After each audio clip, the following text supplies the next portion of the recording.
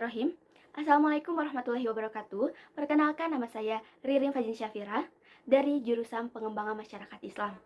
Di sini saya akan menjelaskan mengenai macam-macam bencana, khususnya macam-macam bencana alam, yaitu ada banjir, tanah longsor, kebakaran hutan, gempa bumi, tsunami, kekeringan, gunung meletus, pemanasan global, angin topan, badai tropis, dan wabah penyakit. Adapun dalil mengenai gempa bumi yang terdapat pada Quran surat Al-Ankabut ayat 37, yang artinya, maka mereka mendustakan Syuaib, lalu mereka ditimpa gempa yang dahsyat, dan jadilah mereka mayat-mayat yang bergelimpang di tempat-tempat tinggal mereka.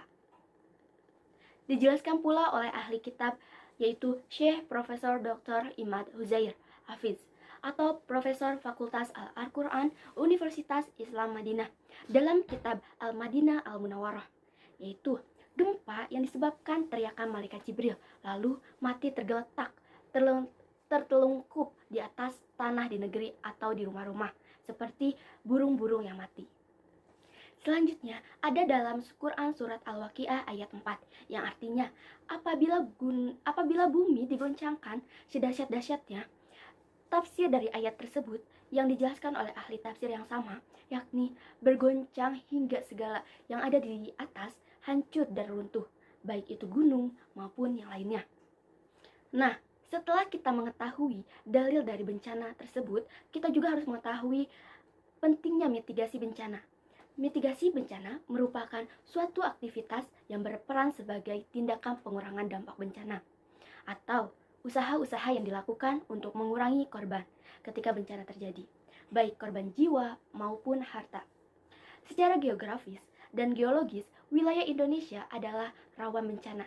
Maka, pendidikan sejak dini atau bencana menjadi salah satu prioritas yang wajib dan urgen dijadikan pada anak didik di bangku sekolah. Peran sekolah menjadi titik awal pendidikan keberencanaan. Dalam upaya memberikan pengetahuan dan pemahaman sejak dini, termasuk simulasi bencana, praktik evaluasi, penanganan kritis, piksis, dan persiapan apa saja yang dibutuhkan bila bencana terjadi. Apa sih yang perlu kita lakukan sebagai umat Islam saat menghadapi bencana? Saat menghadapi bencana, tertimpa bencana, hal yang perlu kita lakukan yaitu berpikir positif.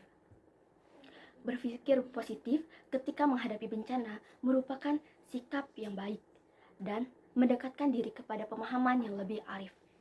Introspeksi diri dalam konteks keimanan dan bertanggung jawab sosial itu diperlukan agar mampu untuk memperbaiki diri, untuk selalu berbaik sangka dan menafsirkan maksud Tuhan di balik bencana, sehingga rasa empati dan solidaritas sosial dalam ikatan kemanusiaan terus terjaga. Selanjutnya, kita harus mengetahui pentingnya manajemen penanggulangan bencana. Pentingnya manajemen penanggulangan bencana yaitu untuk meringankan beban para korban.